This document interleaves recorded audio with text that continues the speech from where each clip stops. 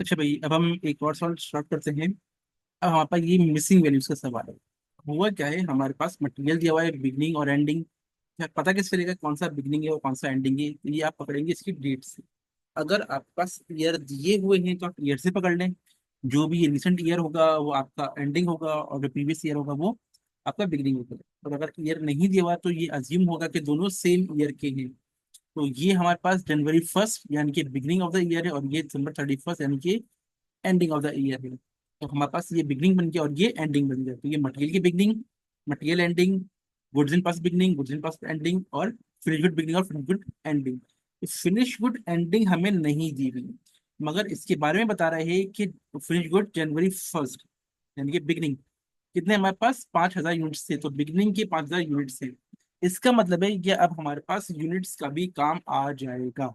ठीक है, साथ ही यहाँ बता रहे हैं the company manufactured a single product during 2016, 22,500, 22,500 units हमने बनाए हैं। एंड 20,000 यूनिट्स वर सोल्ड, और उसमें से 20,000 हमने बेचे हैं। ठीक है, हमें क्या कह रहा है, हमें कह रहा है cost of goods sold statement बनानी है। But cost of goods sold statement बनाने के लिए या तो हम ऊपर से नीचे चलें, या नीचे से ऊपर रिवर्स ऑर्डर में जाए। अगर रिवर्स ऑर्डर में जाते हैं तो हमें कॉस्ट ऑफ गुड्स सोल्ड मालूम होनी चाहिए थी, मगर हमें नहीं मालूम। ठीक है, तो हम रिवर्स ऑर्डर में नहीं जा सकते। और अगर हम ऊपर से चलते हैं तो हमारे पास यहाँ पे फिनिश गुड की एंडिंग नहीं मालूम, तो ऊपर से भी नीचे नहीं आ सकते। दैट मीन्स कि हमें कुछ और करना पड़ेगा। ठीक है, अब स्टार्ट करते हैं। हमारे पास कॉस्ट ऑफ गुड्स सोल्ड सबसे पहले बनती कैसे? हमारे पास चाहिए होता है मटेरियल यूज। तो यहाँ पे मटेरियल यूज हमें नहीं दिया हो, तो हमें पहले मटेरियल यूज निकालना पड़ेगा। कैसे निकलेगा? बिगनिंग दिया हुआ है हमें, बिगनिंग ले लेंगे। उसके बाद परचेज दिया हुआ है, परचेज ले लेंगे। एंडिंग दिया हुआ है, एंडिंग ले लेंगे। तो मटेरियल यूज निकल आएगा। आप पे सभी काम करते हैं हम। तो हम यहाँ से रिमूव कर देते हैं, हमारे पास सारा बना हुआ है पहले से।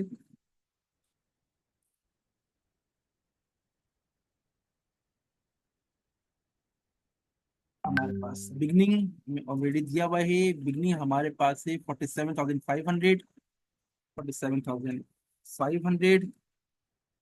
उसके बाद हमने परचेजेस की हैं। परचेज हमारे पास ये रही 142,500, 142,500।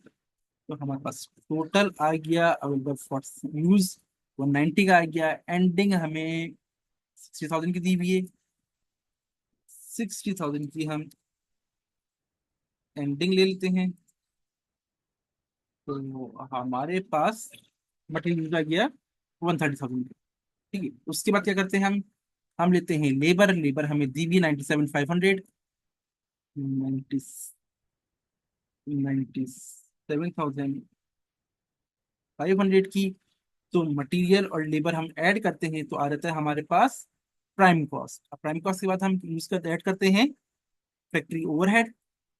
फैक्ट्री ओवरहेड हमारे पास ये रहा 221,250, 221,250। तो मैन्युफैक्चरिंग हमारे पास आ जाएगा 448,750 का मैन्युफैक्चरिंग आ गया। अगर किसी को इसमें कोई कंफ्यूजन है या प्रॉब्लम है तो हमारे पास जो पिछली वीडियोज हैं उनको एक बार देख लें, ताकि आपको कोई कंफ्यूजन ना रहे। अच्छा, उसके बाद हमारे पास है वर्किंग प्रोसेस का बिगनिंग। बिगनिंग हमें दिया हुआ था गुड्स इन प्रोसेस के नाम से दिया हुआ है। ये बिगनिंग है और ये एंडिंग है। 20,000 का बिगनिंग है, 20,000 का हमारे पास बिगनिंग है। ऐड कर लेते हैं तो टोटल वर्किंग प्रोसेस आ गया हमारे पास। इसमें से हम एंडिंग माइनस करेंगे। एंडिंग हमारे पास है 18750, 18750। मगर ये माइनस होगा। ठीक है, तो ये आ गया हमारे पास। टोटल गुड्स मैन्युफैक्चर्ड आ गए हमारे पास 450,000 के आ गए। ये तो निकल आई हमारे पास कॉस्ट। अब प्रॉब्लम ये है, हमारे पास बिगिनिंग तो मालूम है फिनिश गुड का।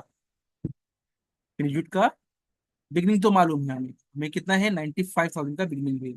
ले लेते हैं, चलो 95,000 का हमारे पास बिगिनिंग है।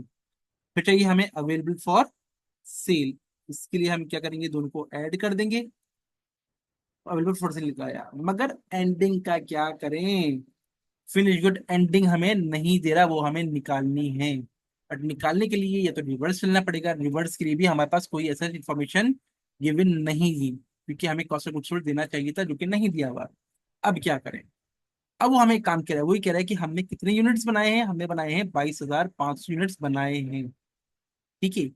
ओके भाई, हमने 22,500 यूनिट्स बनाए। क्या कुछ पहले के बने हुए थे? हाँ भाई, 5,000 पहले के बने हुए थे। तो 5,000 पहले के थे, 22,500 हमने अभी बनाए। टोटल कितने हो गए होंगे? हमने कहा भाई, बिगनिंग के जो हमारे पास यूनिट्स थे, जब हम यूनिट्स पे काम कर रहे हैं, वो थे 5,000। अभी जो हमने मैन्युफैक्चर्ड किए, वो किए हमने 22,500। तो टोटल मैंने कितने बना लिए होंगे? टोटल मेरे पास जो अवेलेबल होंगे, मेरे पास टोटल अवेलेबल फॉर सेल होंगे होंगे 27,500 यूनिट्स मेरे पास अभी मौजूद होने चाहिए बेचने के लिए।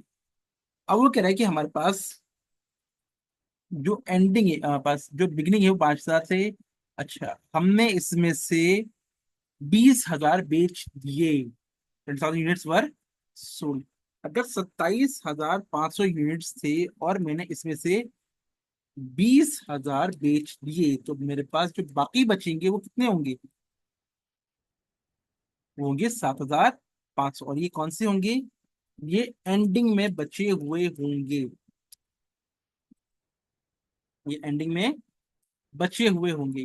ये क्यों बचे हुए होंगे? क्योंकि भाई मैंने 5,000 पहले के थे, 22,500 मैंने अभी बनाए, तो टोटल मेरे पास इन्वेंट्री में जो मौजूद होंगे बेचने के लिए होंगे 27,500।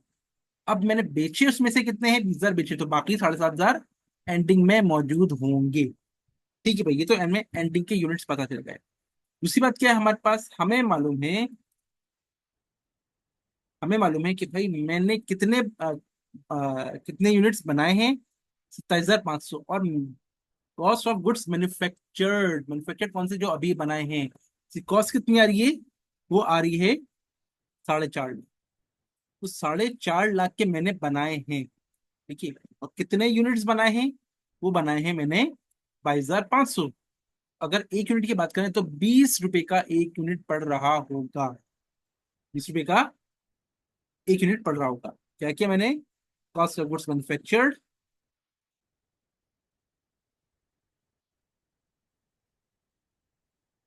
कॉस्ट ऑफ गुड्स मैन्युफैक्चर्ड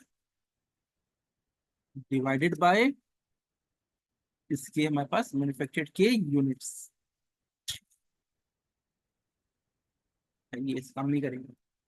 ठीक है। तो हमारे पास मैन्युफैक्चर्ड के यूनिट्स तो कितने आ गए? हमारे पास 20 का रेट निकल आया कि एक यूनिट पे कितने का? 20 रुपए का रेट होगा। ये किसका है? मैन्युफैक्चर्ड का। मैन्युफैक्चर्ड कौन सा? जो अभी बना है। ओके। तो अगर बना अभी है, कितने अभी बने हैं? हमारे पास बने हैं 22,500। इस 22,500 के साथ हमने बेचे कितने? 20,000 बेचे हैं। मैंने क्या किया होगा कि 22,500 जो अभी बने हैं, इसके अंदर बिगनिंग वाले भी इसमें ऐड हो गए होंगे। तो 27,500 हैं।